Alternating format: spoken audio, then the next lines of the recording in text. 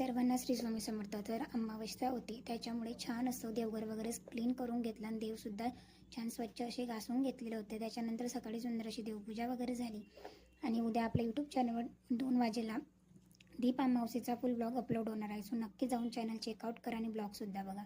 त्याच्यानंतर स्वयंपाकामध्ये आज म्हणजे खूपच गडबड होती. दिवसभराचं काम झालं, दिवे वगैरे सुद्धा घासायचे होते आणि बरीच तयारी माझी बाकी होती. म्हणून स्वयंपाकामध्ये झटपट अशी कुकरमध्ये अगदी 10 मिनिटामध्ये होणारी मुगाची डाळ बनवली. जिरं मोहरीची फोडणी दिली, कांदा वगैरे टाकून गेला आणि छान अशी शेंगदाणे वगैरे टाकून मुगाची डाळ धुवून वगैरे टाकली. त्याच्यानंतर कोथिंबीर गार्निश केला, मीठ टाकलं आणि 2 शिट्यांमध्ये छान अशी मुगाची भाजी झालेली होती.